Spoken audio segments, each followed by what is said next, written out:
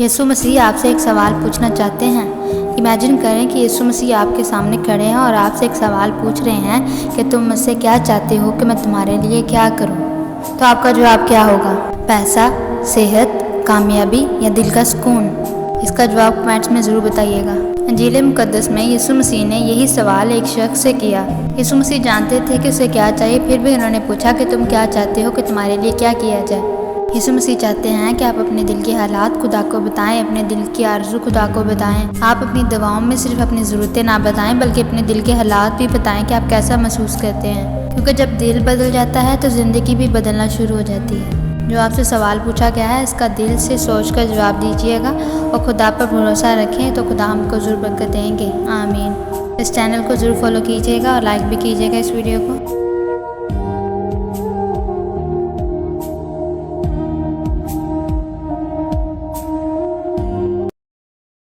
جو تھوڑے میں وفادار ہے وہ بہت میں بھی وفادار ہے، لیکن جو تھوڑے میں بے ایمان ہے وہ بہت میں بھی بے ایمان ہے۔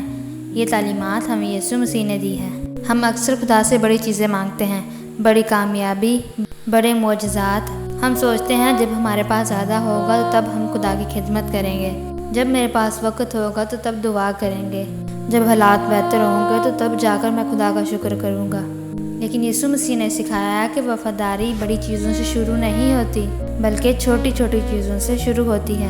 اگر خدا نے آج آپ کو ایک نعمت دی ہے تو اس کا شکر ادا کریں، چھوٹی سی چھوٹی نعمت کا شکر ادا کریں۔ خدا یہ نہیں دیکھتے کہ ہمارے پاس کتنا ہے بلکہ خدا یہ دیکھتے ہیں کہ ہم اس چیز کو کیسے استعمال کر رہے ہیں۔ یاد رکھیں جب ہم چھوٹی چیزوں کا شکر ادا کرتے ہیں تو خدا تعالیٰ ہمیں بڑی چیزوں سے نوازتے ہیں جو ہم چاہتے ہیں۔ اس لیے شکر ادا کریں ہر چیز کے لیے جو خدا نے آپ کو دی ہے اور وفاداری سے ہر کام کریں، یہ سوچ کر کہ یہاں کام ہم خدا کے لیے کریں تو خدا ہم کو ضرور برکت دیں گے۔ آمین۔ اگر تم دوسروں کے قصور معاف کرو گے تو تمہارا آسمانی باپ بھی تمہارے قصور معاف کرے گا۔ آمین۔ یہ تعلیمات ہمیں یسوع مسیح نے دی ہیں۔ یسوع مسیح نے ہمیں یہ سکھایا ہے کہ نفرت کو اپنے دل میں جگہ مت دیں، کہ معاف نہ کرنے سے دوسرے شخص پر کوئی اثر نہیں ہوتا بلکہ آپ کا دل خود قید میں آ جاتا ہے۔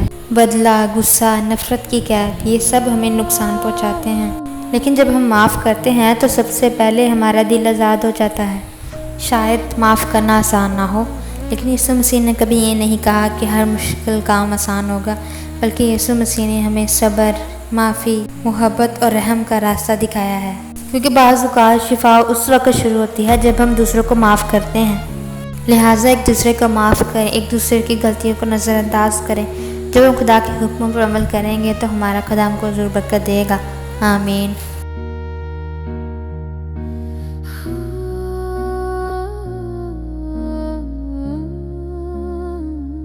اپنے دشمنوں سے محبت رکھو، جو تم سے نفرت کرتے ہیں ان کے ساتھ بھلائی کرو۔ یہ تعلیمات ہمیں یسوع مسیح نے دی ہیں۔ دنیا کیا سکھاتی ہے؟ دنیا سکھاتی ہے جو تمہیں تکلیف دے تم بھی اسے تکلیف دو، لیکن یسوع مسیح کی تعلیمات اس سے بالکل مختلف ہیں، اس سے بالکل الٹ ہیں۔ یسوع مسیح نے ہمیں سکھایا ہے کہ نفرت کبھی نفرت کو ختم نہیں کرتی بلکہ اس کو بڑھا دیتی ہے۔ اچھائی برائی سے زیادہ طاقتور ہے، اس لیے اپنے دل میں رحم رکھو اور لوگوں کے ساتھ ویسا ہی سلوک کرو جیسا آپ چاہتے ہیں کہ لوگ آپ کے ساتھ سلوک کریں۔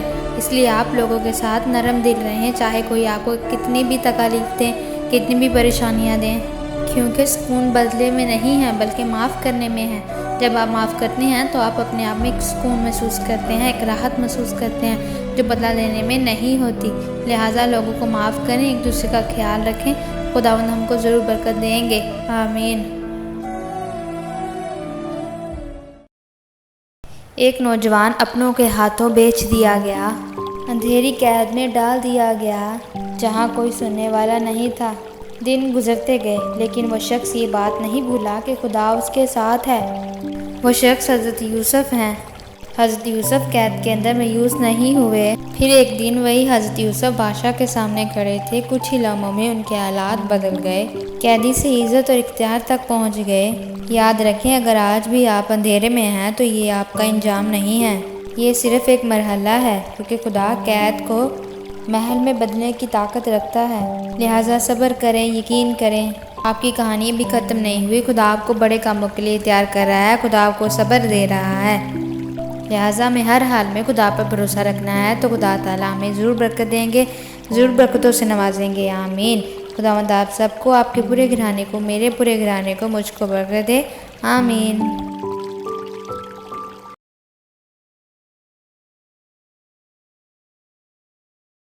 رات کا وقت تھا، سمندر کا طوفان زوروں پر تھا، ہوا چیخ رہی تھی، لہریں کشتی کو ہلا رہی تھیں۔ شاگرد ڈر گئے اور کہنے لگے کہ ہم ڈوب جائیں گے۔ شاگرد دیکھتے ہیں کہ یسوع مسیح پرسکون ہو کر سو رہے ہیں۔ شاگرد گھبرا کر یسوع مسیح کو اٹھانے لگے کہ اے خداوند ہمیں بچا۔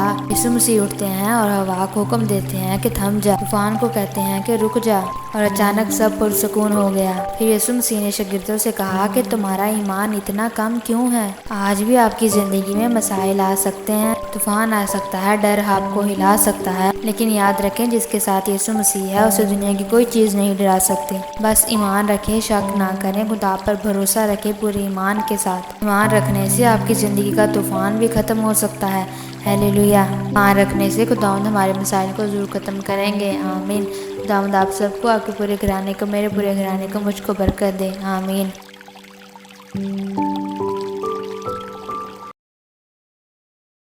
ایک لڑکی ہر روز سونے سے پہلے خدا سے دعا کیا کرتی تھی۔ اس کی زندگی بہت مشکل تھی۔ وہ خدا سے سوال کرنے لگی، اے خدا، میری زندگی مشکل کیوں ہے؟ اس کے حالات اتنے خراب ہوئے کہ آخرکار اس نے دعا کرنا چھوڑ دی۔ اس نے ہمت ہار لی۔ کچھ دن بعد وہ آئینے کے سامنے کھڑی تھی، چپ چاپ اپنے آپ کو دیکھ رہی تھی۔ سامنے کھڑی اسے اپنے دماغ میں ایک خدا کی آیت یاد آئی، جہاں خدا نے فرمایا، میری نعمت تیرے لیے کافی ہے، ہیلیلویا۔ اس نے اپنی آنکھیں بند کر لیں۔ وہ بہت روئی۔ اس نے جا کر خدا سے دعا کی کہ اے خدا، مجھے معاف کر دیجیے، میرا آپ پر ہی بھروسہ ہے۔ اسی لمحے اس کا دل مضبوط ہوا، اس کی زندگی بدل گئی، اور یہی اس کے لیے سب سے بڑا معجزہ تھا۔ پھر خدا نے اس کی زندگی بدل دی، اس کے حالات بدل گئے، اس کی زندگی میں خوشیاں آ گئیں۔ تو ہمیں اس لڑکی کی کہانی سے سیکھنا ہے کہ ہمیں ہمت نہیں ہارنی، خدا سے دعا کرتے رہنا ہے، تو خدا ہمیں ضرور برکت دیں گے، آمین۔ خداوند آپ سب کو، آپ کے پورے گھرانے کو، میرے پورے گھرانے کو، مجھ کو برکت دے، آمین۔